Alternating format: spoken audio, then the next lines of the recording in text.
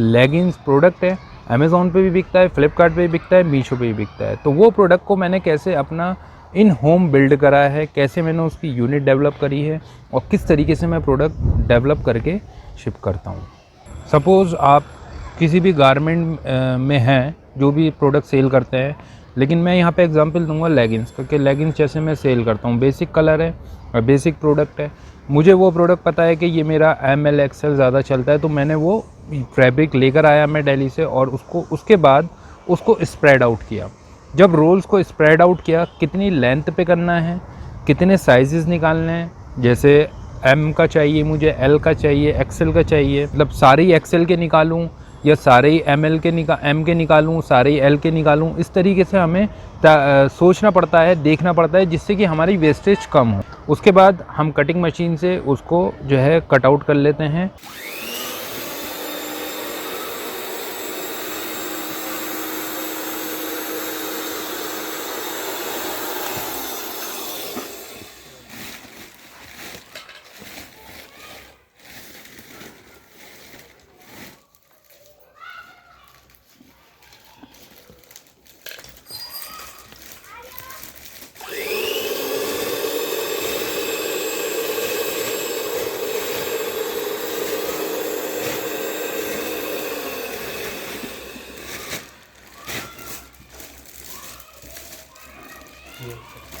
जो second process होती है फिर यहाँ पे, कि जब पीसेस हमारे निकल जाते हैं कट के, तो उसके बाद वो अंदर प्रोसेस के लिए जाते हैं, जो इंटरलॉक प्रोसेस होती है, फर्स्ट स्टेप वो शुरू हो जाती है।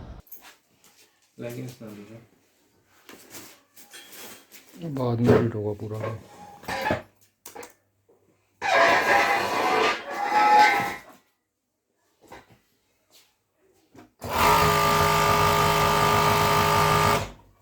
अच्छा वो भी तो है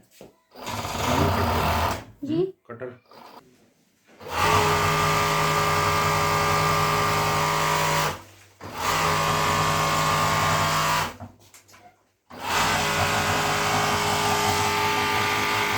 इंटरलॉक होने के बाद स्टिचिंग होगी, फिर जो साइज़ टैग है वो लग जाएगा उसमें, मेरा प्रोडक्ट तैयार हो गया। गांधीनगर से मैंने लेगिंग्स ली, तो वो लेगिंग्स में साइज़ आते हैं जैसे M L XL, तो M के 2, XL के 2 और 2XL के 2, इस तरीके से हमें परचेस करने पड़ते हैं। अब सपोज़ मेरे पास M के साइज़ नहीं चलते हैं, मेरे पास XL चलता है, 2XL चलता है। अब मुझे क्या है, जब मैं किसी भी होलसेलर से, किसी भी डीलर से प्रोडक्ट लेता हूँ, तो मुझे M भी लेना पड़ता है, XL भी लेना पड़ता है, 2XL भी लेना पड़ता है। तो यहाँ पे जो मेरा M साइज़ है, क्योंकि ज़्यादा नहीं बिकता है, वो मेरा ब्लॉकेज होना शुरू हो जाएगा धीरे धीरे। तो एक इन्वेंट्री मेरे पास इकट्ठा हो जाएगी मेरे वेयर हाउस में, जिसकी जो कम चलती है।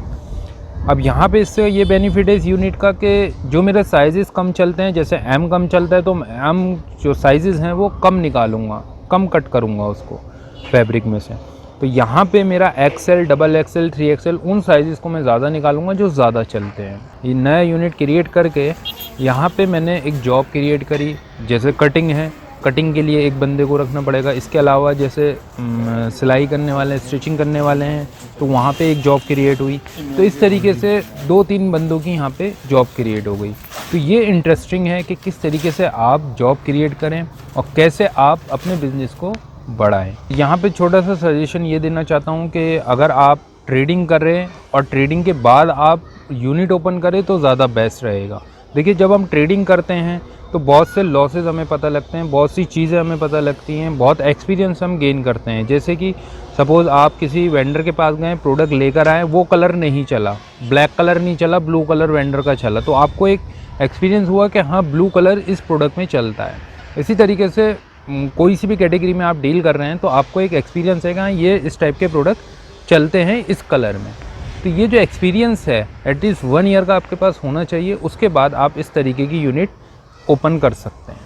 अगर आप डायरेक्टली इस तरीके जाएंगे और यूनिट ओपन करेंगे तो यहाँ पे आपको ये भी नहीं पता कौन सा कलर है, कौन सा साइज़ है, क्या चीज़ आपको ओपन करना, क्या चीज़ आपको रखना है, कैसे आपको कटिंग करनी है, इसमें कोई भी एक्सपीरियंस आपको नहीं है और डायरेक्टली आप नए बिज़नेस में घुसेंगे तो डेफिनेटली यहाँ पे आपको नुकसान होने वाला है। तो एक एक्सपीरियंस लें, उसके बाद इस तरीके का यूनिट ओपन करें।